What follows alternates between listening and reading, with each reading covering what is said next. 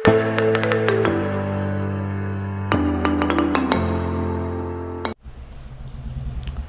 Student, आज जो हम टॉपिक डिस्कस करने जा रहे हैं वो हमारा प्रैक्टिकल्स भी है और इस पे बेस्ड आपके 2 प्रैक्टिकल्स हैं, तो इसको बहुत ध्यान से समझेंगे। मीटर ब्रिज होता क्या है? जैसे नाम में एक मीटर टर्म आ रही है, इसमें जो हम वायर यूज करते हैं वो 1 मीटर लॉन्ग होती है, इसलिए इसे मीटर ब्रिज कहते हैं। ये किस प्रिंसिपल पे वर्क करता है? It is working on the principle of Wheatstone bridge, जो प्रीवियस लेक्चर में हमने डिटेल में डिस्कस किया था।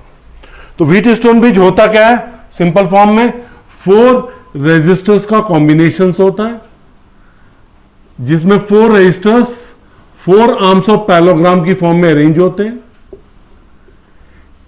एक डायगोनल में गैल्वेनोमीटर और की होती है और दूसरे डायगोनल में सेल और की होती है,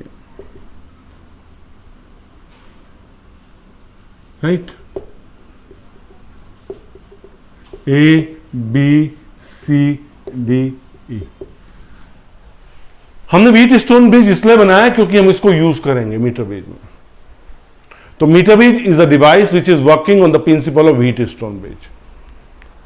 इसमें क्या होता है? हम अननोन रेजिस्टेंस की कैलकुलेशन करते हैं। इसकी कंस्ट्रक्शन क्या है? एक वुडन बोर्ड है, उस वुडन बोर्ड में 2 thick L shaped copper strips हैं, 2 एल शेप्ड। इन 2 एल शेप कॉपर स्ट्रिप्स में बाइंडिंग स्क्रूज अटैच्ड है, बाइंडिंग स्क्रूज अटैच्ड है। इसके बीच में एक थिक कॉपर स्ट्रिप्स है, स्ट्रेट थिक कॉपर स्ट्रिप, जिसमें 3 बाइंडिंग स्क्रूज हैं। ये सब वुडन बोर्ड में फिटेड है। ये ए है, ये सी है और ये डी है। यहां पे ए और सी के बीच में जो यहां पे हमने एक वायर अटैच किया है, ये वायर 1 मीटर लॉन्ग है, मतलब 100 सेंटीमीटर लॉन्ग है। लेंथ कितनी है इसकी? 100 सेंटीमीटर। पहला। अब इस व्हीटस्टोन ब्रिज के अकॉर्डिंग ए और डी के बीच में हमारा नोन रेजिस्टेंस होगा, तो इन 2 बाइंडिंग स्क्रूज के बीच में हम क्या लगाएंगे? Resistance box.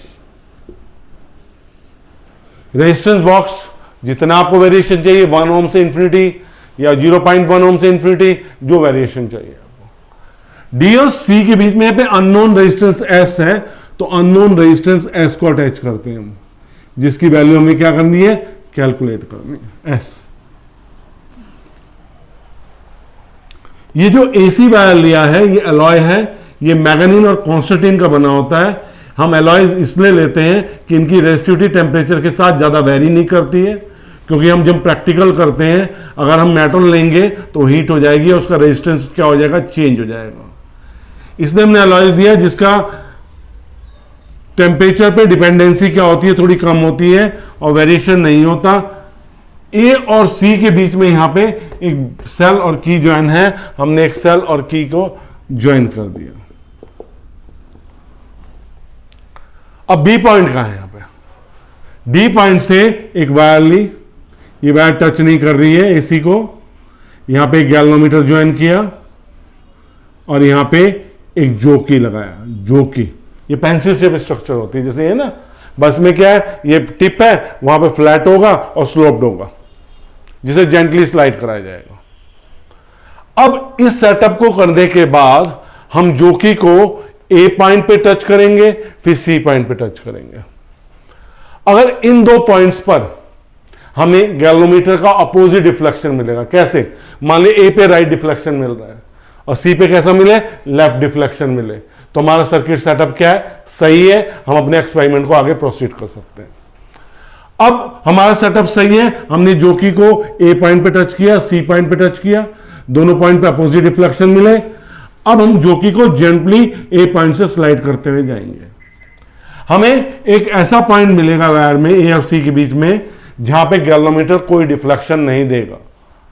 जो गैल्वेनोमीटर डिफ्लेक्शन नहीं दे रहा है, इसे क्या कहते हैं? जीरो डिफ्लेक्शन पोजीशन, नल पोजीशन, राइट? तो अब हमें नल पॉइंट मिल गया, बी पॉइंट पे गैल्वेनोमीटर ने कोई डिफ्लेक्शन नहीं दिया। अब हमारा ए और बी के बीच में वहां रेजिस्टेंस क्या है? पी। बी और सी के बीच में रेजिस्टेंस क्या है? क्यू। ये लेंथ पूरी कितनी थी? 100 सेंटीमीटर। मैंने इसे एल लिया। ये लेंथ मेरे पास कितनी बची? 100 माइनस एल। एसी वायर जो है यूनिफॉर्म क्रॉस सेक्शन का है। एक फार्मूला देखेंगे, R is equal to rho L upon A derive किया था। रो कांस्टेंट है, एक ही मटेरियल का बना हुआ है। एरिया यूनिफॉर्म क्रॉस सेक्शन का है तो ये भी कांस्टेंट हो गया। तो आर किसके पास डायरेक्टली प्रोपोर्शनल आ गया? एल के। राइट। तो यहां पे ए और बी के बीच में रेजिस्टेंस पी है, तो पी किसके डायरेक्टली प्रोपोर्शनल आ जाएगा? एल के। और क्यू किसके डायरेक्टली प्रोपोर्शनल आ जाएगा? बीसी के बीच में लेंथ कितनी है? 100 माइनस एल। व्हीटस्टोन ब्रिज क्या कहता है? अच्छा, इसे डिवाइड करें, पी अपॉन क्यू क्या हो जाएगा? कांस्टेंट हट जाएगा, इसमें जो आएगा 100 माइनस एल हो गया। First equation. व्हीटस्टोन ब्रिज की बैलेंस कंडीशन क्या है? जो नल पॉइंट है, जीरो डिफ्लेक्शन पॉइंट है। अच्छा, एक चीज और क्वेश्चन अराइज होती है कि गैल्वेनोमीटर में डिफ्लेक्शन जीरो क्यों हुआ? इसका रीजन है बी पॉइंट और डी पॉइंट जब सेम पोटेंशियल पे आ जाएंगे, मतलब करंट कब फ्लो करती है? जब पोटेंशियल डिफरेंस होता है। यहां बी और डी पॉइंट किस पे आ गए? सेम पोटेंशियल पे आ गए। तो सेम पोटेंशियल पे आने के कारण क्या हुआ? कोई करंट गैल्वेनोमीटर में नहीं फ्लो कर रही है। इसे जीरो डिफ्लेक्शन पोजीशन कहेंगे, नल पोजीशन कहेंगे। राइट। अब इक्विलिब्रियम पोजीशन कहेंगे। अब we know that p upon q किसके बराबर होता है? आर अपॉन एस से। L upon 100 minus l is equal to r upon s. तो s is equal to r 100 minus l upon l. Sir, इससे हम क्या कैलकुलेट कर सकते हैं? अननोन रेजिस्टेंस की वैल्यू कैलकुलेट कर सकते हैं।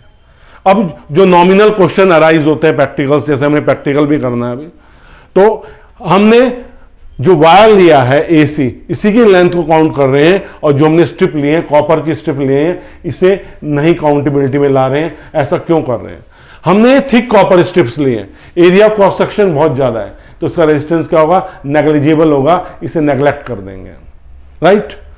दूसरी चीज ये अराइज होती है कि जो हम अननोन रेजिस्टेंस कैलकुलेट करने लग रहे हैं, क्या हम एक ही प्रोसीजर को फॉलो करेंगे? नहीं। अभी हम आपको इसको बताते हैं, इतना आपने नोट कर लिया होगा। ठीक है, अब हम इसके प्रैक्टिकल्स पे आते हैं। देखो, इसके प्रैक्टिकल को करने के लिए आपको क्या करना होगा? यही सेटअप करना होगा, जैसे मैंने थ्योरी बताई वैसे करना होगा। तो आपको एक टेबल बनानी होगी, observation table, serial number, r in ohm, l in centimetre, 100 minus l in centimetre, s is equal to r 100 minus l upon l in ohm. एक सिंपल सीरियल नंबर, हम इसमें कितने सेटअप लेंगे? कितने वो लेंगे? 4-5 जितनी रीडिंग आपको लेनी है। सबसे सिंपल रेजिस्टेंस बॉक्स है, हमने पूरा सेटअप देख लिया। हमने जब गैल्वेनोमीटर जोकी को एयर सी पॉइंट पे टच कराया, अपोजिट रिफ्लेक्शन मिला, सर्किट सेटअप सही था। अब हमने रेजिस्टेंस बॉक्स से 1 ओम रेजिस्टेंस पिकअप कर लिया बाहर, वो रेजिस्टेंस सर्किट में आ जाएगा। अब 1 ओम आपने रेजिस्टेंस पिकअप किया। अब आपने जोकी को जेंटली स्लाइड करते हुए चले, जब जोकी को जेंटली स्लाइड करते हुए चले तो एक पर्टिकुलर पॉइंट पर गैल्वेनोमीटर डिफ्लेक्शन नहीं देगा। तो जब डिफ्लेक्शन नहीं देगा तो यहां पे कितना, मान लिया वो लेंथ कितनी आ गई हमारी? 40 सेंटीमीटर आ गई। 40 सेंटीमीटर पर कोई डिफ्लेक्शन नहीं है। तो 100 माइनस एल कितनी हो जाएगी? 100 minus 40 is equal to 60 centimetre आ गया। जब एस की कैलकुलेशन करेंगे तो एस कितना हो जाएगा? R1 60 upon 40 is equal to 1.5 ohm. तो इसी तरह जब हम रेजिस्टेंस को कैलकुलेट करेंगे, एल की वैल्यू वेरी करेगी, 100 माइनस एल की वैल्यू वेरी करेगी, आपको डिफरेंट ऑब्जर्वेशन मिलेंगे और आपकी इसके क्या करेंगे? मीन वैल्यू कैलकुलेट कर लेंगे।